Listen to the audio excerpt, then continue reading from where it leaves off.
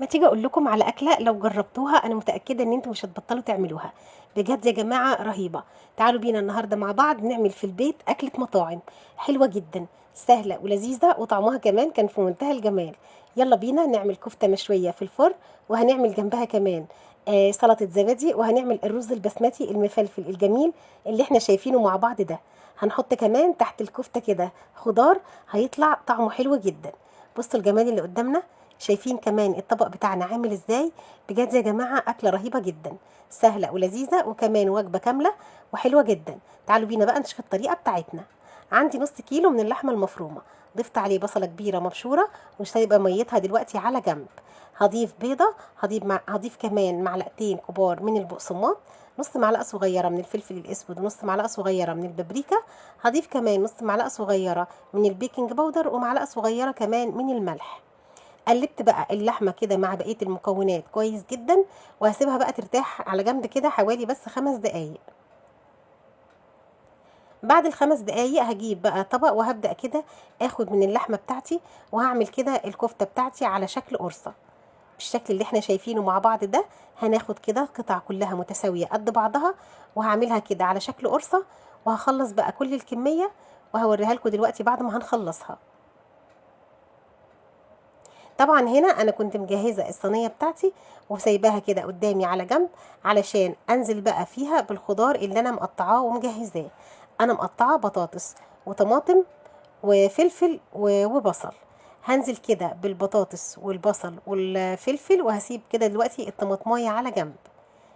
هنزل بقى على الخضار ده برشه من الملح ورشه من الفلفل الاسود ورشه كمان من البابريكا، وهضيف عليهم معلقه كبيره بس مليانه من السمنه.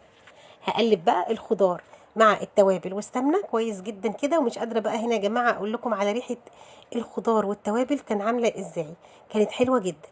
هنزل بقى بالطماطمايه اللي انا واخده اللحم بتاعها بس.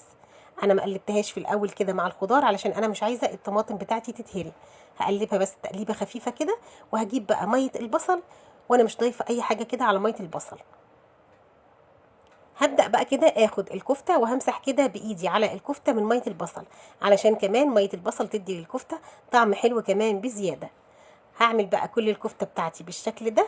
وطبعا مية البصل اللي فاضت معانا هنحط عليها رشة كده من البابريكا، وهبدأ كده اجيب الفرشة وهدهن وش بقى الكفتة بتاعتي كده بمية البصل اللي فيها البابريكا بالشكل ده. وطبعا هنا احنا كنا مشغلين الفرن على درجة حرارة 180 علشان ندخل الصينية الجميلة بتاعتنا دي في الفرن بعد طبعا ما نخلصها. خلاص كده يلا بينا بقى ندخل الصينية الحلوة بتاعتنا الفرن، وتعالوا بينا بقى علشان نعمل احلى طبق رز. عندي حلة على النار فيها معلقة كبيرة من السمنة.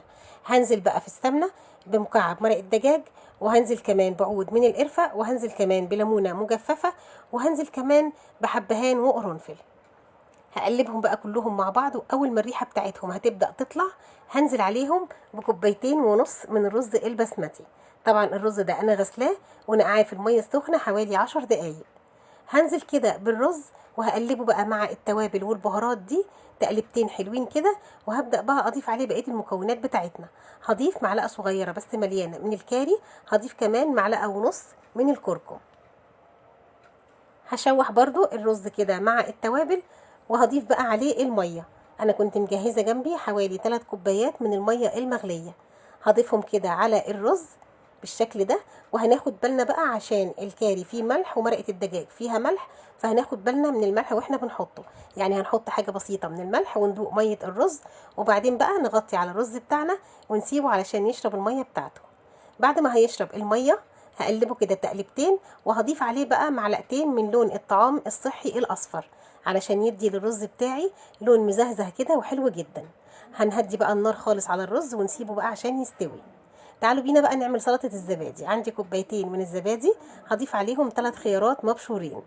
هضيف كمان رشة من الملح، وهضيف حوالي نص معلقة صغيرة من الثوم البودر، وهضيف كمان رشة من النعناع الناشف. انا ما كانش عندي نعناع فريش فضفت كده رشة من النعناع الناشف. هقلبهم بقى كلهم مع بعض كويس جدا، واخدهم بقى ادخلهم التلاجة على بال ما الاكلة بتاعتنا الحلوة دي تكون استوت. خلاص كده الرز بتاعنا اهو غرفناه كده في طبق التقديم، وكمان طلعنا الكفته بتاعتنا من الفرن. بس قبل بقى ما نطلعها من الفرن حطيت عليها كده فحمايه علشان تاخد طعم وريحه الشوي، يبقى طعمها حلو جدا. هضيف كمان الخضار فوق الوش كده، وهيبقى الطبق بتاعنا بالجمال اللي احنا شايفينه مع بعض ده. بجد يا جماعه اكله رهيبه، سهله ولذيذه وطعمها حلو جدا. مش قادره اقول لكم الكفته كانت طريه وجوسي قد ايه، والرز كمان كان مستوي كده ومفلفل وحلو جدا. ودي سلطه الزبادي بتاعتنا قدمناها كمان اهي في طبق التقديم. بعد ما حطيتها كده في طبق التقديم حطيت عليها رشه من الزيت ورشه كمان من النعناع الناشف، وحطيت كده حواليها شرايح من الخيار.